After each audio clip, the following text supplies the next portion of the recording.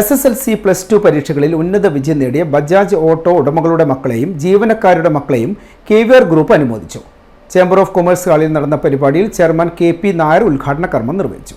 ചടങ്ങിൽ NS 400Z+ ബൈക്കിന്റെ ലോഞ്ചിങ്ങും നടന്നു. 10,000-കണക്കിന് ആളുകൾക്ക് ജോലി നൽകാനും അതിലൂടെ സ്ഥിര വരുമാനമുണ്ടാക്കാനുമുള്ള അവസരം നൽകാൻ ബജാജിന് ആയിട്ടുണ്ടെന്ന് ചെയർമാൻ KP നായർ പറഞ്ഞു. അതുപോലെയാവണം ഇനി വളർന്നുവരുന്ന തലമുറ. ഒരു 100 പേർക്കെങ്കിലും ജോലി നൽകാനുള്ള സ്റ്റാർട്ടപ്പ് തുടങ്ങാനെങ്കിലുമുള്ള നിശ്ചയദാർഢ്യത്തോടെ യുവാക്കൾ വളരണമെന്നും ഉപഹാരം നൽകിക്കൊണ്ട് അദ്ദേഹം പറഞ്ഞു. ലീഡർഷിപ്പ് ക്വാളിറ്റിയാണ് ഉന്നത വിജയം കൊണ്ട് നേടേണ്ടതെന്നും അദ്ദേഹം വിദ്യാർത്ഥികളെ ഓർമ്മപ്പെടുത്തി.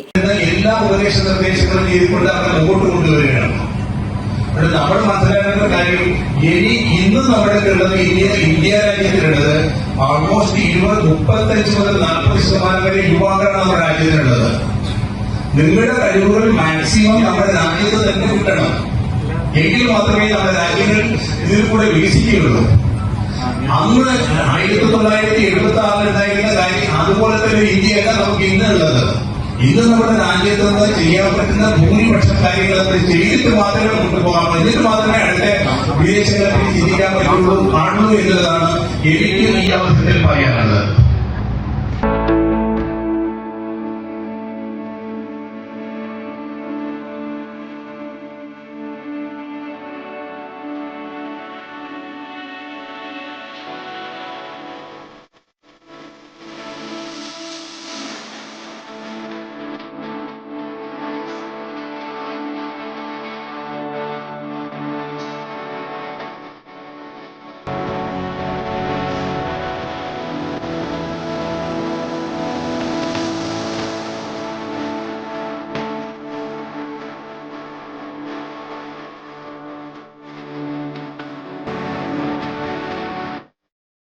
ചടങ്ങിൽ പൾസർ NS 400Z ബൈക്കിന്റെ ലോഞ്ചിങ്ങും നടന്നു. തലശ്ശേരി, കണ്ണൂർ, തളിപ്പറമ്പ് ബ്രാഞ്ചുകളിൽ ബുക്ക് ചെയ്ത 4 പേർക്ക് താക്കോൽ കൈമാറി ചടങ്ങ് ഉദ്ഘാടനം ചെയ്തതും ചെയർമാൻ KP നായരായിരുന്നു.